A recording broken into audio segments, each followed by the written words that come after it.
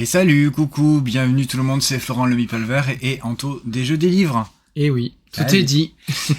Pour le débrief ludique de la semaine, alors je me rends compte que j'ai la lumière qui est un peu jaune. Alors bon, on va peut-être juste un petit peu juste le changer pour faire simplement ça. Ça devrait peut-être aller un peu mieux. T'en avais un peu la jaunisse. Hein. Bienvenue, donc c'est le débrief ludique de lundi à 20h où on va parler ensemble des jeux de société auxquels nous avons joué. On va vous présenter rapidement chaque jeu sur MyLudo. Auteur, illustrateur, le prix, les dates de sortie, à peu près tout ça. Et surtout, on va vous donner en fait notre avis et notre ressenti sur les parties qu'on a pu faire donc sur la semaine. Alors, comme d'habitude, on va aller dans le vif du sujet avec donc ce premier jeu. Hop, évidemment, je suis pas sur la page que je voulais, mais c'est pas grave. Ce premier jeu, c'est Restart qui est sorti déjà chez Yellow aux alentours d'une 30aine d'euros, de 4 joueurs à partir de 7 ans, des parties d'environ une 20aine de minutes. C'est donc chez Yellow, c'est un jeu de Yunsu Wang et illustré par Paul Lan et avec une traductrice, Armande Bessière. Restart, c'est un peu un espèce de rami avec des tuiles dans lequel tout simplement on va essayer de se défausser des tuiles que nous avons derrière notre paravent pour avoir en tout cas essayer de se défausser de toutes ces tuiles ou eh bien en tout cas d'avoir le moins de points possible. Oui. Voilà, ça c'est typiquement on va dire la règle de base. On va faire ça avec tout simplement nos tuiles, on va les défausser, on va faire des suites. Si on peut faire des suites directement adjacentes, 1, 2, 3, 4, 5 par exemple, très bien on peut les poser. Si on n'a pas de suite directement adjacente, on ne peut poser que, en fait, chiffre par chiffre. Oui, un seul chiffre. Ouais. Alors il y a des petites nuances avec les 16 qui terminent une série. Il y a des petites tuiles bonus, ciseaux, poubelles, voilà, qui vont venir un petit peu chambouler tout ça. Et pour tout vous dire, en fait, Restart, pour moi, c'est un jeu qui va rester dans la ludothèque et qui va ressortir très très régulièrement parce qu'il se joue très simplement, un petit peu. J'ai envie de le comparer, je crois que je l'avais déjà dit dans le retour du Fige, j'ai envie un petit peu de le comparer à un de mes jeux favoris, Double Seven. Déjà, ne serait-ce que par le matériel, en fait, puisqu'on joue avec des tuiles, chacun face cachée, et on va essayer d'en mettre le plus possible pour marquer des points. Oui, de faire des suites, même aussi... Double Seven, mais c'est surtout un jeu de tuiles comme un Double Seven, et je trouve la comparaison, c'est surtout au niveau du sentiment d'urgence, un peu de rapidité, de course. Parce qu'après, bon, finalement, c'est pas vraiment un rami, Double Seven. Ah non. Celui-là, oui. Celui-là se rapproche le plus. Alors, on y a joué à deux. Moi, à deux, je trouve que ça fonctionne beaucoup moins bien que la 4. Puisque bon, dans la version à la version à 2 joueurs, on ne distribue pas toutes les tuiles. Il y a des tuiles qui sont écartées au hasard. Alors que dans les versions à 4 joueurs, par exemple, toutes les tuiles sont distribuées. Donc on sait que toutes les valeurs des 5 couleurs entre 1 et 16 et les bonus, ils sont forcément quelque part derrière le paravent d'un des joueurs. Là, on n'est pas certain. Là, voilà, il y a des choses dont on ne sait pas. Il y a une petite part d'incertitude qui me gêne un peu, mais bon, après, voilà, c'est un jeu fun et familial. C'est pas non plus hyper contrôle tout le long de la partie. Donc on va voir, on va peut-être essayer de faire une petite variante, on va voir si ça marche, à 2 joueurs, d'enlever une couleur. De ne jouer qu'avec 4 couleurs plutôt que 5 avec des tuiles au hasard. On vous en dira plus la prochaine fois, voilà, si on essaye. Mais en tout cas, voilà, moi j'aime beaucoup. C'est un jeu qui j'aime bien la manipulation de ces tuiles en acrylique. J'aime beaucoup les suites de chiffres. En fait, c'est tout simple. Ça marche très bien. Effectivement, comme tu le disais, il y a ce sentiment de course, de poser les valeurs les plus fortes avant les autres. Voilà. Et ça marche. Extrêmement bien. Nous, en tout cas, on adore. Oui. Bon, moi, je suis un petit peu moins enthousiaste. Oui. Ouais, mais bon, ça va, ça passe. Ouais. Coucou Candy Ice, coucou Icoc. Salut et bienvenue. n'hésitez pas, si vous êtes dans le live sur Twitch, à faire un petit coucou, un petit commentaire, parce que oui, vous nous regardez peut-être sur YouTube, mais on est en live sur Twitch tous les lundis à 20h pour le débrief ludique. N'hésitez pas à venir, oui. C'est gratuit. Non, mais parce que on sait jamais, peut-être des gens ils croient que c'est une plateforme payante. Non, wow. Si vous voulez juste venir assister à un live, faire un petit coucou, un coucou, ou même sur les autres plateformes, sur les autres créateurs qui font du JDS, il n'y a pas de problème, c'est complètement gratuit. C'est vrai. Ah, voilà. Il y a un petit spam dans le chat au-dessus. Alors non, en fait, c'est la musique que je mets en attente, oui. Qui me met ce message. Voilà, donc vous savez que avant d'arriver ou pendant l'intro, vous avez écouté cette chanson-là par tel interprète. Ouais. Voilà, c'est pas un spam, mais je sais pas l'enlever. Du coup, je me dis c'est pas grave, c'est une plateforme qui diffuse de la musique libre de droit sur Twitch. Voilà, si ça peut juste faire le crédit de la musique, c'est pas trop grave.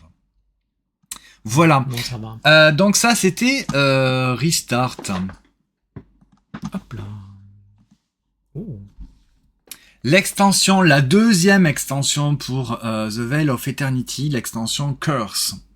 On aime beaucoup le jeu The Veil of Eternity. Oh, que oui. À chaque fois qu'on y rejoue, on s'est dit vraiment ce jeu, il est très très bien. Ouais, je l'adore. La première extension Artefact était vraiment très bien puisqu'elle venait renouveler le jeu de base. Et encore une fois, voilà, l'extension Curse vient vraiment encore, alors pas énormément changer, enfin même pas du tout changer la mécanique, mais ça va venir rajouter en fait du contenu. Oui, oui. Pour un peu casser les habitudes des joueurs. Si jamais vous avez poncé le jeu The Veil of Eternity, eh bien, alors déjà bravo parce qu'il faut quand même le faire, parce qu'il y a quand même pas mal de cartes. Il y a pas mal de combinaisons à faire, mais voilà, Curse vient encore bousculer tout ça pour rajouter, alors à peine un petit peu d'asymétrie puisqu'on va choisir en début de partie un personnage asymétrique en fonction des joueurs, et suivant la partie, comment on va jouer en fait ce personnage va pouvoir être retourné pour avoir des effets, on va dire peut-être encore plus puissant. Mais en tout cas, voilà, ça va changer assez régulièrement, et puis suivant les personnages, vous n'aurez, je pense, jamais les mêmes parties avec la grosse pile de cartes qui peut y avoir dans le jeu. Ce qui vient aussi également, ce que vient ajouter l'extension Curse, c'est des malédictions, forcément. Il y a certaines créatures qui sont maudites, il va falloir donc les apaiser pour ne pas marquer des points malus à la fin de la partie. Oui, oui. Et c'est tout un système qui vient un petit peu en plus se greffer en fait au jeu de base. Et encore une fois, voilà, sans l'alourdir, sans compliquer les règles, sans venir changer toute la stratégie, puisque on reste sur un jeu où on va faire un tableau de créatures, un tableau de cartes, qui vont avoir des effets immédiats, effets permanents ou effets fin de partie. Donc ça ne change pas, c'est juste voilà le fait qu'il va y avoir ces malédictions qu'on va devoir gérer pour tenter de il y a une petite gestion en plus de les supprimer, donc soit de ces créatures soit de nous-mêmes. Ces créatures maudites en fait elles offrent un maximum de points par rapport aux autres créatures, mais effectivement il faut les apaiser durant le jeu grâce à son petit personnage, une sorte de magicien qui lui aussi peut subir des malédictions, et suivant la phase où il sera plus ou moins lui aussi puissant, apportant tout un tas de pouvoirs. Mais effectivement, ces créatures, il faut les apaiser, autrement, c'est pas mal de points de victoire en moins. Et ça peut changer, peut-être même, tu vois, la fin de partie, si tu as beaucoup trop de malédictions, puisque la fin de partie se déclenche quand tu arrives en fait à un nombre de points qui est prédéterminé. Comme dans la version de base en fait. Effectivement, si tu perds beaucoup de points à la partie, si tous les deux on est dans un mouchoir de poche, tu peux perdre. Ah oui, parce que si tu as trop de malédictions, ça fait des points négatifs. Alors juste les créatures maudites, je pense c'est pas des points de victoire à la fin de la partie. Ah non, non, non. Ah, je me semblais que j'avais compris que tu avais dit ça. Non, elles vont être assez puissantes au niveau des effets immédiats ou des effets permanents. Mais quand elles sont, en tout cas, apaisées, c'est-à-dire que toutes les malédictions, alors là, on le voit, par exemple, sur cette carte-là, quand on va la recruter dans notre arène, elle va nous apporter 2 malédictions qu'on va poser sur la carte. À chaque fin de manche, on va pouvoir en retirer, puisqu'il y a des histoires aussi avec des sauts comme ça. Bon, bref, je passe les détails. Une fois qu'elles sont retirées, les malédictions, la carte elle est enlevée de notre arène pour être glissée sur notre carte personnage et elle nous rapportera 1 point à la fin de la partie. Oui. C'est pas beaucoup, mais c'est vraiment tous les effets qu'elle va nous apporter, des effets immédiats et en fin de manche qui vont vraiment faire une sacrée différence. Voilà, donc là on voit par exemple un personnage avec les jetons malédiction, les sauts qui nous permettent de réduire les coups ou d'enlever des malédictions, tout ça. Voilà pour The Veil of Eternity Curse. Donc c'est un jeu édité chez Mandu Game, c'est un jeu de Eric Hong et Mathieu Rivero, illustré par Jiahui Eva Gao et Stefano Martinuz, et c'est distribué en français par BlackRock. Et on fait un petit coucou aux copains. Un coucou, salut le mot de jeu, salut Cosmo X, bienvenue tous les deux. Et oui, vous êtes tous bien polis à se saluer les uns les autres. Ça fait toujours plaisir. La bonne humeur et la bonne entente. Hein ? Tout à fait. Tout à fait. Donc voilà, Curse qui remet en lumière un jeu qu'on aime énormément et qu'on joue pas assez. Non, mais bon, voilà, c'est pas des jeux qui sont très compliqués. Et qui sont qui très très satisfaisant, qui donnent beaucoup de plaisir à jouer. Ouais. Le Veil. Allez, en suivant.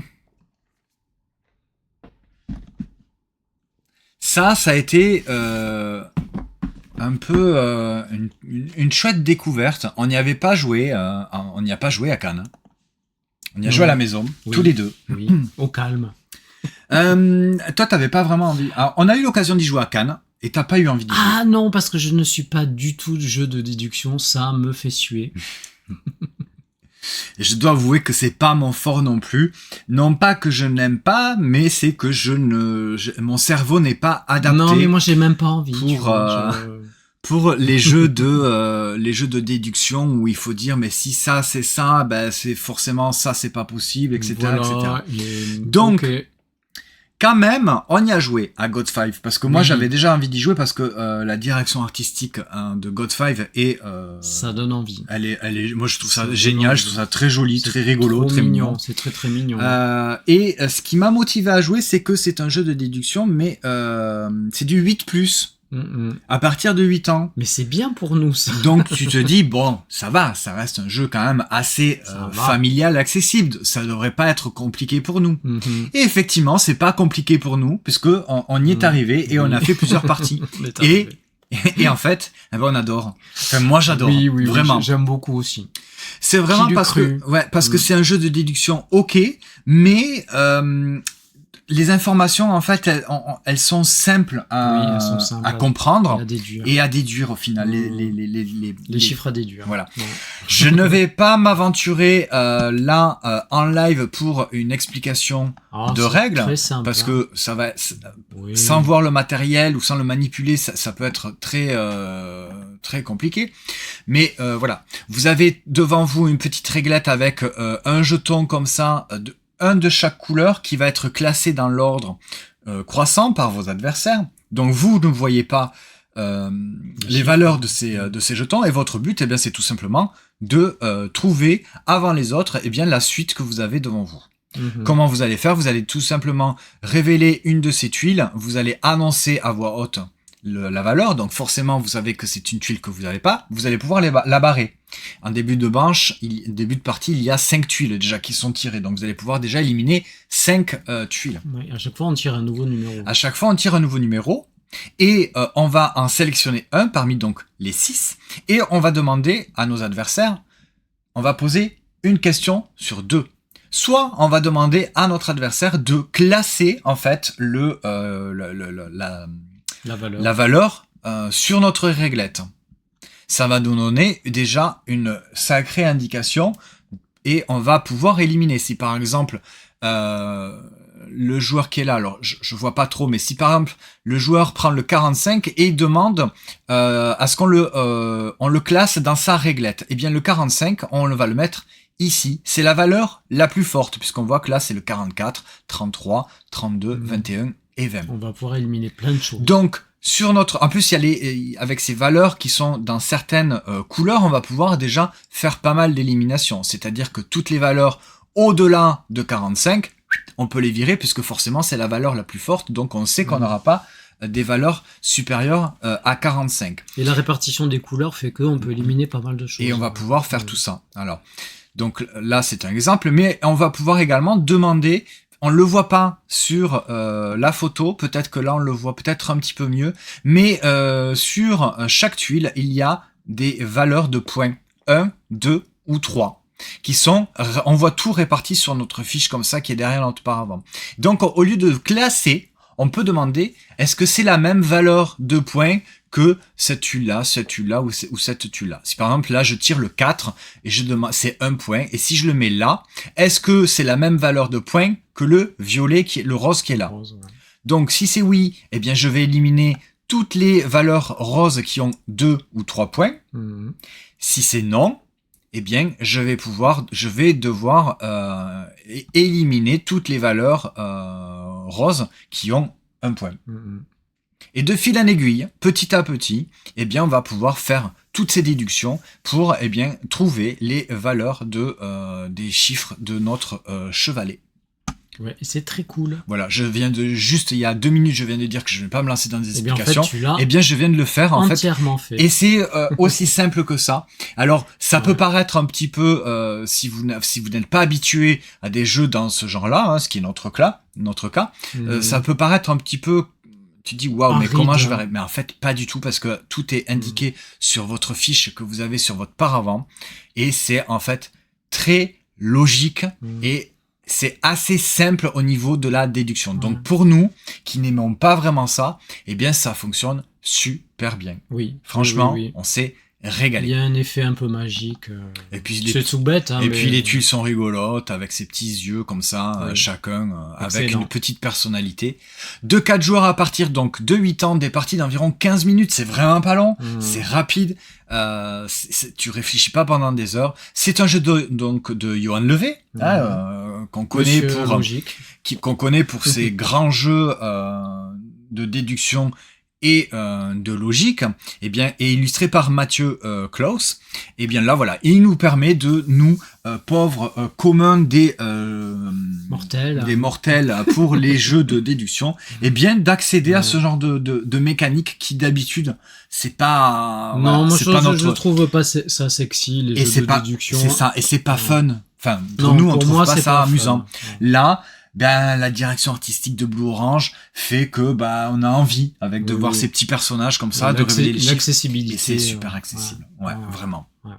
Oui, quoi que tu as bien aimé, et Cosmo X, oui, je confirme, c'est très cool. Ouais. Et donc ça sort le 20 mars. Voilà, ça c'est God 5, c'est vraiment... Je crois que ça ferait vraiment le buzz aux fiches. Oui. Juste raison, hein. Vraiment. Mais c'est vraiment... si vous aimez les jeux de déduction, vous allez peut-être trouver ça un peu léger, quoique c'est un jeu qui se joue à un quart d'heure, 10 minutes, un quart d'heure. Un quart d'heure, c'est un voilà, ça, vous pouvez... si vous aimez les jeux de déduction, vous pouvez vous faire un petit God 5 pour histoire de 15 minutes, tu vois. Si vous n'aimez pas les jeux de déduction, je peux vous conseiller quand même de le tenter, parce que nous on n'aime pas, et finalement on a bien accroché. Voilà pour God 5. Maintenant nous allons passer sur Vision. Petite vision. De 5 joueurs à partir de 8 ans, des parties d'environ d'une trentaine de minutes, ça sera à la fin du mois, aux alentours d'une quinzaine d'euros. C'est chez Olemen Games, c'est un jeu de Bruno Catala et Florent Siriex, illustré par Sepio. Alors là, on est sur quand même un quatuor assez cool. Oui, C'est très très beau. C'est généralement un bon gage de qualité, surtout pour Bruno Catala et Florent Siriex. Et même Sepio. Et Sepio pour les illustrations. J'adore.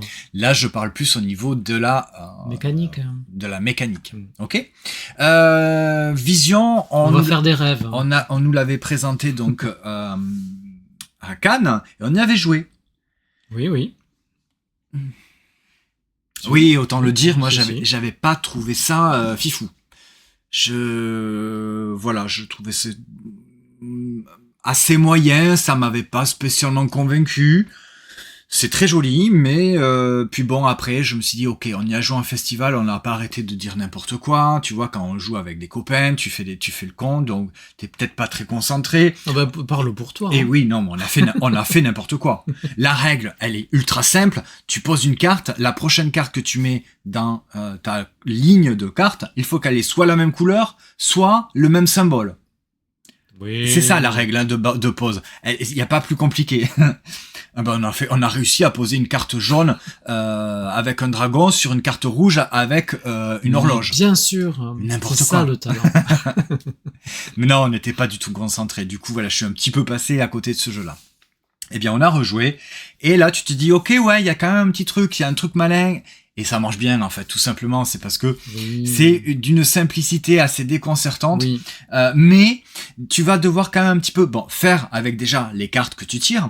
Et tu vas devoir bien un petit peu anticiper, un petit peu réfléchir. Tours, et bien faire avec ce que tu as au niveau de ta main de cartes. Alors, vous allez faire donc 2 rêves, c'est-à-dire que vous allez avoir 2 lignes de cartes. Comme je viens de vous le dire, vous allez donc poser une première carte sans contrainte. Sans contrainte. Mais toutes les autres cartes que vous allez suivre vont devoir suivre la contrainte de la carte précédente. Même couleur ou même symbole. Sur la ligne en dessous, vous allez devoir faire pareil. Après, il y a des espèces de petits bonus qui vont vous faire marquer des points ou qui vont vous permettre de rejouer. Oui, mais heureusement, mais le cœur du jeu quand même, ce sont ces twists-là, ces bonus. Sans ces twists-là, le jeu n'a pas de sens en fait. Oui, voilà, parce qu'effectivement, si dans la même ligne, vous arrivez à faire un écho, c'est-à-dire que vous jouez dans la même rangée, absolument la même carte, la même couleur et le même symbole, c'est ce qu'on appelle faire un écho. Tu peux rejouer. Vous allez pouvoir rejouer. Ouais. Ce qui est plus important, c'est de faire des reflets. Des reflets, c'est-à-dire que dans une même, on va dire colonne, même si c'est pas exactement des colonnes, mais dans les 2 lignes que vous allez créer, si vous mettez dans la même valeur, dans la même colonne, on va dire, mais c'est pas vraiment des colonnes, mais à peu près. Si vous mettez une carte jaune en haut et que vous remettez en dessous la même, une carte jaune, vous faites ce qu'on appelle un écho. Là, vous allez avancer votre petit curseur sur votre scoring personnel, on va dire, et vous allez marquer plus de points. C'est donc ça marche avec soit la même couleur, soit le même symbole. Ou les deux. Ou les deux, et là, vous allez faire avancer 2 fois votre cube. Et vous allez pouvoir rajouter plus de cartes dans la rivière. Dans la rivière, qui va donc vous les permettre d'avoir un petit peu plus de choix, puisque la rivière n'est renouvelée qu'une fois qu'il n'y a plus de cartes. Le cœur du jeu, c'est ça. Ce qu'on vient de dire, c'est ça le cœur du jeu. Le cœur du jeu, ce n'est pas poser la même couleur ou le même symbole pour faire avancer tes rêves. Non. Le cœur du jeu, ce sont ces 2 twists-là. Oui. Alors, attention. Il y a quand même le scoring qui va nous permettre de marquer des points avec les couleurs et les symboles dans la même ligne. Donc, il faut quand même pouvoir alimenter. C'est-à-dire qu'on va multiplier le nombre de cartes d'une même série, donc la plus grande, avec le même nombre de symboles identiques, évidemment, le plus long. Voilà, c'est ce qui va nous faire notre scoring, en plus de notre petit scoring qu'on aura mis ici. Oui. Voilà pour Vision. Les explications de règles sont, mais moi sont faites. Je sais pas pourquoi, mais ça me plaît. Ça me plaît, c'est simple. C'est assez immédiat, c'est plus profond que ça n'en a l'air. Oui, c'est vrai, voilà. Ouais. Donc là, je trouve dommage, les photos ne rendent pas honneur aux illustrations parce que c'est très beau. Magnifique. Toutes les cartes ont un espèce de petit, un vernis. Ouais, mais il y a en plus un. Ah, il y a un relief. Un relief, oui, merci. Un relief qui est verni. Sélectif, donc c'est vraiment très très joli et très agréable et voilà. Donc mais je pense que ça peut surprendre cette simplicité D'ailleurs, tu nous dis, Coq, hein, que tu t'étais ennuyé, mais que tu as envie quand même d'y retourner, de lui laisser une chance, mais vraiment. Oui, parce que, alors, Icoque, je sais pas... Si plus on y joue, plus on l'aime. Exactement. Je sais pas si tu as joué en festival ou à la maison ou en dehors d'un festival en tout cas, mais si tu y as joué que en festival, moi je te conseille de te poser tranquillement et d'y jouer à 2, à 3 ou à 4, enfin poser, tu vois, où tu vas vraiment te dire ok, je vais faire un petit jeu tranquillou avec mes potes. Mais attention, faut bien se concentrer.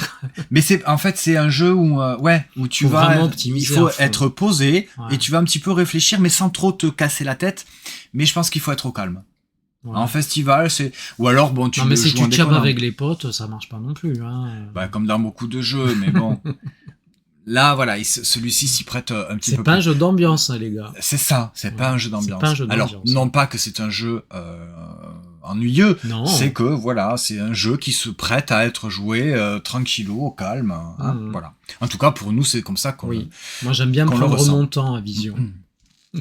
Alors juste la petite nuance, si jamais on est bloqué, on ne peut pas jouer de cartes puisqu'on n'a pas ce qu'il faut, ni de couleurs ni de symboles dans nos 2 rêves, eh bien on fait un cauchemar, c'est-à-dire qu'on va jouer une de nos cartes, mais face, on va dire cachée, c'est un cauchemar, et après, à notre tour suivant, eh bien on va pouvoir recommencer, on va dire à 0, sans contrainte de carte précédente. Et la petite touche Catala, on pique quand même une carte à l'autre. C'est ça. Voilà. C'est qu'on va aller voler une carte à un de nos adversaires. Oui, au fige, un Icoque dans le bruit, voilà, avec aucune carte qui matchait, ça t'a pris la tête, quoi, en fait. Ouais, voilà, après, c'est sûr que bon, tu peux peut-être un petit peu subir ta partie si jamais t'as pas les cartes, mais enfin. C'est vrai que la contrainte de pioche, la rivière qui ne la rivière qui ne se refait pas à la fin que quand elle est vide, c'est hard. Bon, mais Icoque, voilà, franchement, pose-toi tranquillou et rejoue-y. Voilà pour Vision qui sort à la fin du mois. Ah oui, elle a fait pas qu'une partie. Hein. Ah bah écoute, bon après peut-être que c'est pas un jeu qui convient ah oui, après, à tout le monde. Quand ça matche pas, ça matche pas. J'en profite pour dire merci à Bluty04 pour le follow. Bienvenue à toi. Ah si, une seule. Ah oui, tu parles qu'une seule partie, pardon. Voilà. J'ai pas bien lu. Donc je maintiens, Icoque, rejoue-y. Allez, le prochain jeu, donc vous l'avez vu, le prochain jeu... c'est Tiki Island. Non. Arrête de me spoiler comme ça, c'est ma réplique ça. Je voulais trop piquer ta réplique en fait. Alors voilà, pour la petite histoire, lors du Festival des Jeux de Vichy, en septembre 2025, Tiki Edition nous présente ce jeu-là. C'est encore un état, alors pas un prototype, mais un exemplaire de pré-prod.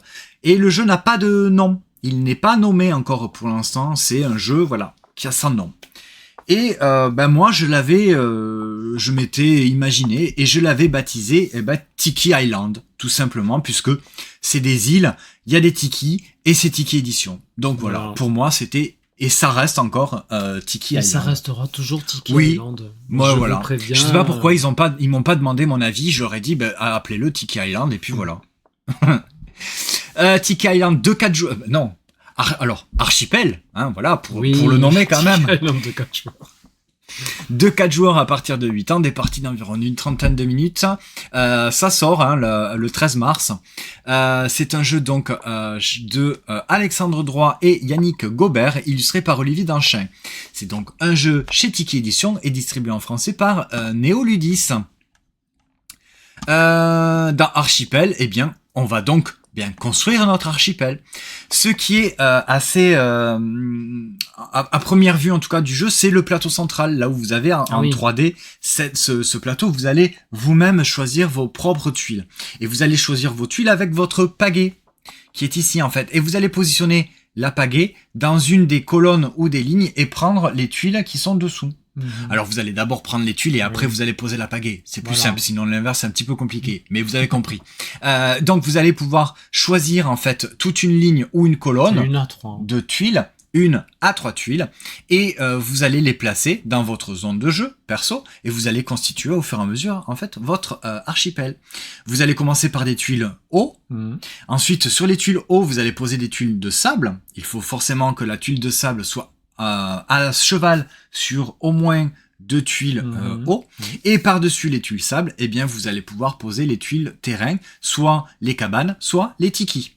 Pareil, en respectant les contraintes de une tuile doit être toujours posée par-dessus une autre sur au moins par-dessus au moins 2 autres tuiles. À la fin de la manche, on va dire, quand tout le monde a posé ses pagaies, tout le monde s'est servi, eh bien il va y avoir le dernier joueur et l'avant-dernier à 4. Ouais, qui vont prendre une tuile et qui vont la retourner et qui vont la positionner dans le plateau de scoring et de compteur de tours. Et le scoring, il est évolutif. C'est-à-dire qu'en début de partie, vous avez un tel nombre de points pour tel animal, puisque c'est ça qui va vous rapporter des points. Et ce scoring, il va changer, il va évoluer, il va être augmenté au fur et à mesure de la partie. C'est-à-dire que là, admettons, je dis, bien là, dans ma zone de jeu, j'ai pas mal de Raymanta, eh bien, je vais essayer d'augmenter le score des Raymanta, puisque là, pour l'instant, elle est à 0. On est mal. Donc, je vais prendre... Si c'est à moi de prendre une tuile de scoring, je vais prendre la Raymanta, je vais la retourner et derrière il y a ces petites fleurs comme ça et je vais la positionner en fait sur en dessous des Raymanta pour faire augmenter le scoring des Raymanta. Là par exemple on voit que les poulpes elles rapportent 4 points. Ouais, t'es bien là aussi. Là c'est pas mal pour les poulpes qui rapportent 4 points. Et on va faire ça à chaque fois donc pour aussi bien les animaux dans l'eau, les animaux sur le sable et les cabanes et les tikis également. Ben c'est une sorte de puzzle game. Oui, on peut dire que c'est un puzzle game. Multiple scoring. Et ce qui est super intéressant, finalement, le twist, c'est ce scoring évolutif, en fait. C'est ça, c'est qu'il va falloir faire très attention, en fait, à ce que on va scorer, ce que les autres également vont scorer. C'est-à-dire que si je vois mon adversaire qui a tout un tas de poulpes dans sa zone et que moi j'en ai pas, eh bien je vais pas lui laisser prendre la tuile poulpe pour marquer des points. Je vais la prendre, soit pour la mettre sur un autre animal, si sur la tuile il y a 2 animaux, je peux choisir, ou alors je vais la prendre pour la mettre dans ma zone, même si je marque pas. Mais il va falloir il va vraiment falloir surveiller en fait ses adversaires en fonction de ce qu'ils ont et ce qui va marquer des points. Mais je pense que il y a peut-être 2 niveaux de jeu dans ce jeu. Si c'est très famille, tu surveilles pas du tout. Tu fais ton petit puzzle game tranquillou, t'essayes de scorer au maximum. Ouais. Et par contre, tu peux vraiment la jouer en blocage. Voilà, si entre joueurs un peu initiés, un peu adultes, voilà, il va y avoir vraiment une phase de surveillance, de blocage et essayer vraiment de casser en fait le score des autres. Oui, donc ça c'est intéressant. C'est ça, c'est ce que je viens de dire, c'est que si jamais tu vois ton adversaire qui marque plein de poulpes sur sa zone de jeu et que en plus ça rapporte 2 points, eh bien tu vas pas lui laisser marquer plus de points avec les poulpes, c'est-à-dire que tu vas l'empêcher de prendre la tuile pour l'ajouter au scoring. Tu vas essayer de le jouer ailleurs. Ouais. C'est pas vraiment King Domino à Ibiza, je trouve pas. J'ai pas le feeling King Domino. Non, avec salut, des tuiles terrain. Salut. Non, c'est plus un puzzle game. Non, mais ça fait. J'ai pas parce que tu fais pas en le fait feeling que y a pas de Domino. Non, pas du tout. Non plus. Non. Bah déjà il y a la superposition des tuiles. Ouais. Alors moi j'ai plus tu vois un petit peu la sensation qui se rapprocherait de Pyramido. Oui, tu vois, tu vas créer des étages que tu vas empiler en fait, et ce qui est en dessous, tu ne vas pas le marquer puisqu'on ne le verra plus. Il y avait un petit peu de ça dans le essayer d'avoir un maximum de petits animaux visibles et au pourtour. En fait. Parce que tu ne marques tes points que à la fin de la partie. Hein. Donc si tu recouvres en fait tes animaux, ils ne marqueront plus à la fin de la partie. Il n'y a pas de scoring intermédiaire entre les étages en fait. Hein, voilà. C'est-à-dire que tu peux très bien toi te faire une zone avec plein d'eau, alors que l'autre adversaire aura pas beaucoup d'eau, mais il aura de suite assez monté sur les tuiles de sable et de terrain. Donc voilà. Non, c'est pas un King Domino, c'est plus un Pyramido un petit peu qui m'y fait penser, sauf que en Pyramido tu fais des trucs très carrés. Là dans Archipel, tu peux vraiment faire tu peux vraiment aller dans la zone dans la direction que tu veux en tout cas, voilà. Voilà, donc ouais, bon, ça marche, hein. Nous, on aime bien, on fait ces petites zones tranquillou, on essaye de se bloquer un petit peu, de se gêner. Hein. C'est rapide, hein. On essaye de prendre les bonnes tuiles, de faire scorer au maximum les nôtres et de pas faire trop scorer celles des adversaires. Ouais, si, ça marche bien. Et puis voilà, la manipulation du matériel et venir un petit peu avec ces pagaies, venir bloquer les tuiles. Donc parce que si j'ai pris ma pagaie, eh bien s'il y a des tuiles qui sont encore en dessous, ben forcément mes adversaires, ils ne pourront pas les choisir. Elles sont bloquées par ma pagaie. Voilà, il y a ça aussi à prendre en compte. Voilà donc pour Tiki Island, archipel. Non, mais ouais. Voilà. Ensuite. Hop là. Magnifique jeu à l'allemande. Morty Sortie Magic Shop. Alors, peut-être que la face de boîte ne fait pas rêver au niveau des illustrations, mais en même temps, quand on regarde, eh bien, c'est édité par Schmidt.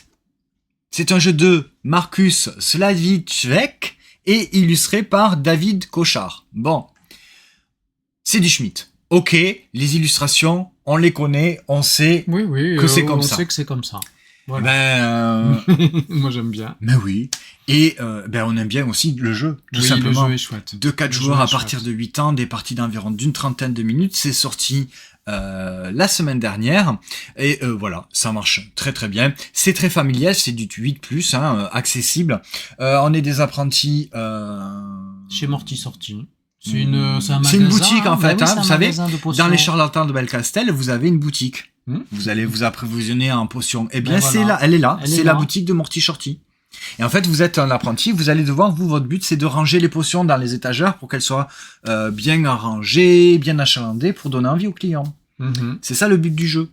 C'est de ranger des potions dans, de meilleure façon que possible. On n'a pas de photos sur... c'est vrai. Sur MyLudo, c'est dommage. C'est dommage. Vous allez en début de manche piocher des tuiles. Mais oui. C'est des potions dans un sac, dans un très joli sac. Alors, suivant le nombre de joueurs, vous n'allez pas piocher autant de tuiles, mais vous allez à tour de rôle, choisir en fait une tuile, une potion, et vous allez la ranger. Alors, on va essayer de montrer. Je vais me mettre en gros pendant 2 secondes pour vous montrer le dos de boîte. Ça sera peut-être plus simple, vous voyez. Donc là, on va piocher ce genre de potions qui ont donc des ingrédients et des bouchons différents. Et en fonction du bouchon, vous allez devoir les ranger. Les bouchons noirs vont être en bas, les bouchons gris vont être au milieu ou en bas, argent. Et les bouchons dorés, vous allez pouvoir les mettre en haut. Vous allez pouvoir les mettre en bas et également au milieu. Vous allez les mettre où vous voulez. Donc le but, c'est de faire des suites de potions croissantes, puisqu'elles sont toutes numérotées entre 1 et 16, je crois que c'est 16, voilà. En respectant cette contrainte-là. Vous allez pouvoir marquer des points en fonction, si vous arrivez à positionner une certaine valeur de potions sur certains emplacements qui sont étiquetés. Vous allez avoir des potions bonus si vous, dans une colonne, vous mettez 3 types d'ingrédients différents. Vous allez avoir des jetons chats. Les jetons chats sont importants puisque ça va vous permettre de flipper votre tuile parce qu'elles sont toutes recto verso. Donc il y a toujours un ingrédient en fait différent au dos de chaque potion et vous allez pouvoir également marquer des points en fonction de certains objectifs qui sont définis en début de partie. C'est pas toujours forcément les mêmes. On les voit ici par exemple. Non mais c'est super agréable. Oui, ça marche. Ça marche très très bien. C'est tout simple, c'est tout con. C'est zen. En fait, on se prend pas la tête. Et oui, effectivement, même si le personnage, on a l'impression qu'il va venir nous bouffer, c'est ça. C'est le monde des charlatans de Belcastel et des apprentis sorciers-sorcières. Donc voilà. C'est très fun, ça marche relativement assez bien. Oui, il y a plein de tuiles objectifs pour varier les parties. Oui. Des tuiles scoring. Au niveau des scoring, parce que sur la version, le jeu, on va dire, avec la version de base, on va scorer on va compter le nombre d'ingrédients qu'on a dans un même type et ça va nous faire un scoring. Oui. Donc plus on en a, plus on va avoir de points. Mais il y a plein de tuiles différentes en fonction de la mise en place qui vont me permettre varier les plaisirs et puis surtout que ce soit un peu plus compliqué. Avoir des scorings différents. Oui. Ouais. Alors on les a pas encore regardés, on a fait juste la première partie avec la partie de base en fait. Tu vas essayer d'optimiser tes lignes, mais tu peux aussi gêner l'autre, hein.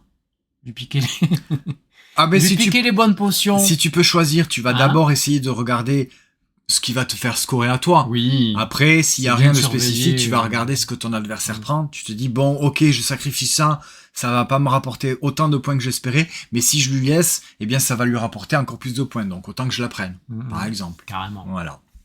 Non, ça marche très très bien, Morty Sortie. Et salut, Cabe Zablu. Bienvenue à toi. Donc, Mighty Games, voilà, tu l'as essayé. Tu dis que ça marche effectivement, bien. Ça marche bien. Ouais. Oui, ça marche bien. Et nous allons passer, au dernier jeu. Ah, mais attends, on est encore en gros plan, on s'en fout du gros plan. Hop là. Ah oui, c'est le dernier jeu joué dans la semaine. Alors. Et ce dernier jeu. Oula, je l'avais à l'envers la boîte. Hop. Misfit Heroes. C'est du cart crafting. C'est du cart crafting. Voilà. Yes. Voilà. Il l'a dit, je ne vais pas m'amuser à le redire. Qu'est-ce qui se passe? Je savais pas trop quoi en penser, en fait. Au niveau de la boîte, je sais pas. J'ai dit, ouais, ça a l'air d'être rigolo. Sur le papier, ça a l'air d'être fun. Allez-y, pourquoi pas. Alors, Misfit Heroes. Alors, attends. Avant que tu continues. Dis-moi. Mighty Games, il paraît que il faut enlever toutes les protections des cartes plastiques, c'est un enfer. Pas du tout. On s'est éclaté à enlever les protections pour créer nos héros. Alors. Mais on a passé des heures. Hein. Non. Non, on a passé 1 heure, j'exagère. Alors, oui, enfin, toi, t'as pas beaucoup passé de temps puisque c'est moi qui l'ai fait au final, effectivement, d'enlever sur les cartes toutes les petites protections puisque ce sont des cartes transparentes, il faut enlever le petit film protecteur qu'il y a dessus. Oui, alors le temps que tu le fasses... J'avais le coup de main avec le pouce, voilà, plap, en un seul coup, je l'ai enlevé. Ça, moi, ça m'a pas posé de problème. Mais le temps que tu le fasses, tu rigoles. Tu regardes ta carte et donc tu choisis un petit peu quand même, parce qu'ils disent de le faire au hasard. Tu choisis l'attribut, un nouvel attribut en fait à ton personnage, à ton héros. Mais les gens, s'ils connaissent pas, ils savent pas de quoi on parle. Oui, mais... Et alors tu passes des heures à faire ça, mais c'est vraiment... Mais nous, on s'est éclaté à le faire. Ouais. Alors, 2-4 joueurs à partir de 10 ans, des parties d'environ 30 à 60 minutes. Sur la boîte, ils nous disent 35 minutes. Oui, c'est ça. Hein. Oui. Donc, ça sort le 20 mars aux alentours d'une 30aine d'euros. C'est chez Gigamix. C'est un jeu de Phil Walker Harding. Ben oui. Quand même. Et illustré par Matt Owen. Alors, c'est un tableau building avec mélangé à du craft card. Craft card. Voilà. Ok, voilà.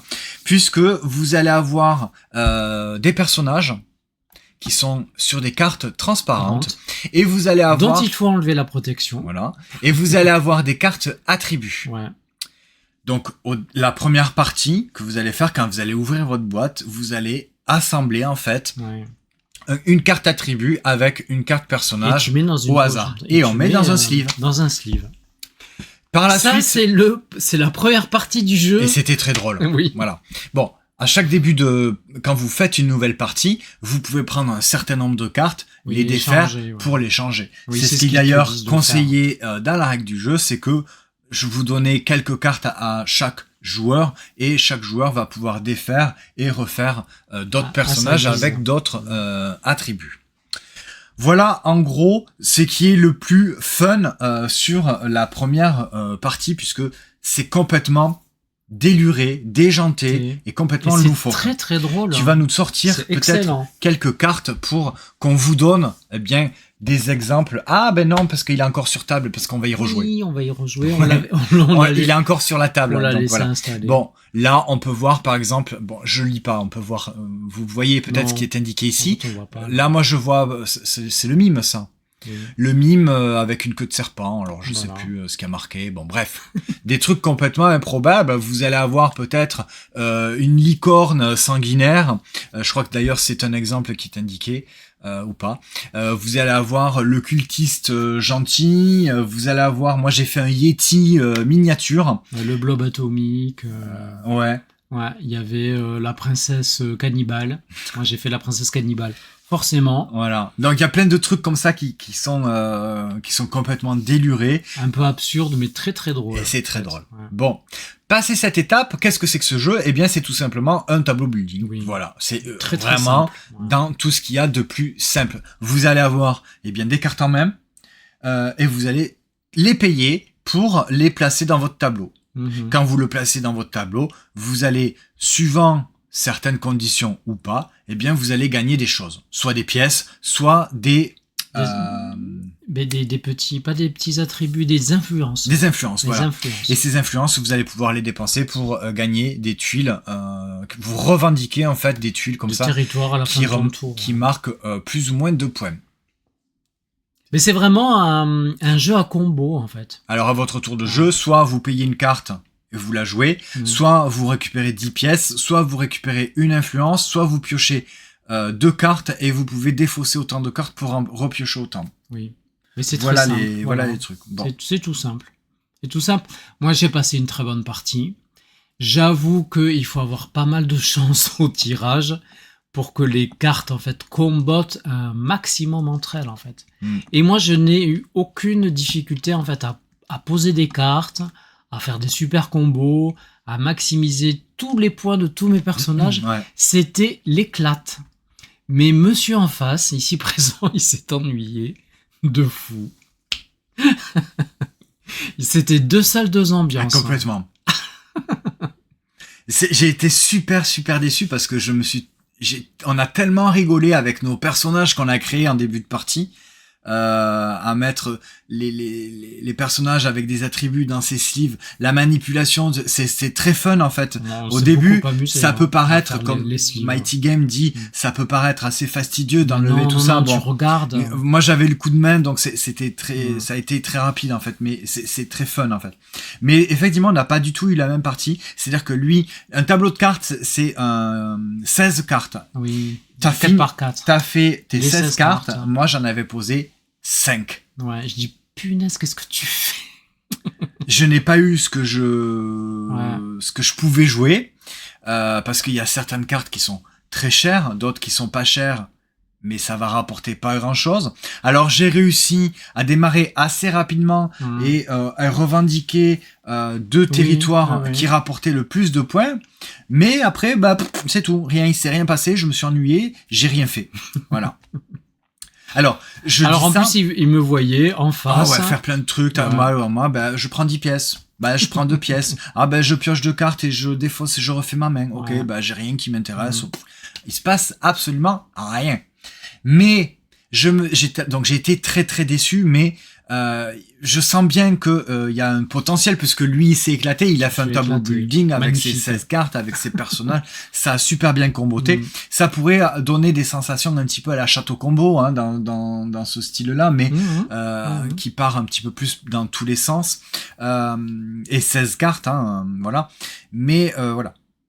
Évidemment que je vais y rejouer, que je vais lui donner encore une autre chance. C'est évident parce que c'est pas possible que c'est pas possible. Sur un jeu comme ça qui est aussi fun et aussi drôle au niveau de la mise en place et au niveau des personnages et au niveau des pouvoirs que tu t'ennuies comme ça. Que je sois passé à côté comme ça, voilà. C'est pas possible. Donc on va y rejouer. Mon avis que je vous donne là ce lundi 9 mars 2026 à 20h51 n'est certainement pas mon avis définitif puisque on va y rejouer. Je veux aimer ce jeu. Oui. Voilà. Mais il faut aimer ce jeu. Oui, non mais imagine 2 comme moi qui jouent à ce jeu, qui ont la même partie, le jeu il part au bûcher. Plus jamais il y joue. Mais là, je vois bien que toi, t'as fait des trucs, tu t'es vraiment éclaté, t'as fait des trucs, des combos qui t'ont fait gagner ça, nanine. T'en as fait dans tous les sens. Et moi, je prends 10 pièces. À toi. Je prends une influence. Voilà. Ouais. Donc, c'est pas possible que ce jeu ne puisse s'arrêter que à mon simple avis. Il se joue qu'à 4 joueurs. Oui. Ah ouais, ok. Bon, c'était Misfit Heroes, dans lequel on crée des personnages complètement décalés et on fait un tableau building avec. Tout simplement. On a fait le tour. Ben oui. On a fait le tour de notre débrief ludique. On vient de vous parler de Misfit Heroes, que je vais redonner à qui je vais redonner une chance, parce que c'est pas possible que je sois passé à côté alors que lui il s'est éclaté. On a parlé de Mortis Sortie, Magic Shop, les apprentis dans une boutique, dans une échoppe, des charlatans de Belcastel, et on va ranger nos petites potions, nos petites fioles pour marquer le plus de points possible. Tranquille. Archipel, Tiki Island, dans lequel on va créer notre propre archipel avec des tuiles, eau, sable et tiki ou hutte, et on va marquer des points en fonction des animaux qui seront encore visibles. Ouais. Vision, là, on va se poser tranquillou, on va faire des rêves éveillés et on va tenter de marquer le plus de points et de faire des échos et de faire des reflets pour avoir les plus jolis et les plus doux rêves. God 5, la petite claque pour nous, petite révélation pour nous qui n'aimons pas les jeux de déduction. God 5, franchement, c'est nickel. L'extension Curse pour The Veil of Eternity qui vient encore une fois renouveler le jeu de base The Veil of Eternity. Là, on a des personnages asymétriques qui vont avoir des pouvoirs et certaines créatures qu'on va pas recruter, qu'on va apprivoiser, qu'on va mettre dans notre arène vont être maudites. Il va falloir les apaiser, enlever les malédictions pour ne pas avoir de points négatifs. Et Restart, voilà, chouette petit jeu de manipulation avec des tuiles en acrylique dans lequel on va faire des suites pour se défausser au maximum de nos tuiles. Avant les autres pour essayer de ne plus avoir, ou en tout cas de ne pas avoir celles qui font marquer le plus de points. C'est plutôt fun. Ouais, c'est fun. Et voilà, notre débrief ludique est terminé. On se retrouve jeudi pour les sorties de la semaine avec Loli Meeple, le jeudi 20h sur Twitch pour parler donc de ce qui sort le lendemain. Sinon, le débrief ludique le prochain, c'est le lundi à 20h sur Twitch et c'est également sur YouTube. Si vous voulez regarder, si vous savez pas quoi faire, vous avez le débrief ludique spécial retour de Cannes qui dure 3 heures et des bananes. Voilà. Tiens, Candid Eyes. Oui. Allez, le petit exercice. Il faudrait qu'on y pense à le faire ça plus Candid souvent. Eyes, son préf. Allez, le préféré sur cette petite sélection. Vous partiriez sur lequel? Donc, Candid Eyes nous dit God 5. Toi, tu dirais quoi? Tac, Misfit Heroes. Ah ouais, carrément. Ah oui, carrément, je me suis éclaté. Ok, c'est certainement pas celui-là que je vais choisir. Allez, moi je dis God 5 aussi. Ah ouais. Ouais, je pourrais facilement enchaîner plusieurs parties à la suite, tellement c'est rapide, c'est pas super prise de tête. T'as ta petite planche, tu sais où tu vas, c'est de la déduction relativement légère et assez logique. Donc pour moi, c'est God 5. Hickok, tu triches. Hein. On n'a pas parlé de Carnival of Sins. Et non, on n'y a pas joué cette semaine. On n'y a pas rejoué cette semaine. C'est pour ça. On y rejoue. On en reparlera quand on aura joué de nouveau. Mais on en a parlé au débrief de spécial de Cannes. Retour de Fige. Voilà. Bah, n'hésitez pas hein, sur YouTube, n'hésitez pas à marquer votre commentaire sur quel jeu vous fait le plus envie en tout cas, sur ce dont on vient vous parler. Et donc voilà, le lundi 20h sur Twitch, le débrief ludique, le jeudi 20h avec Loli, les sorties de la semaine, c'est sur YouTube.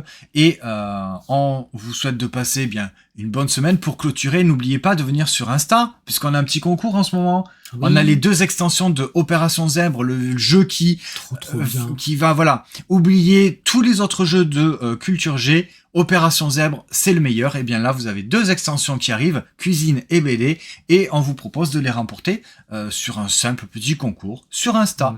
Voilà, passez une bonne semaine, amusez-vous bien, et à bientôt. Ciao, ciao, salut. Ciao.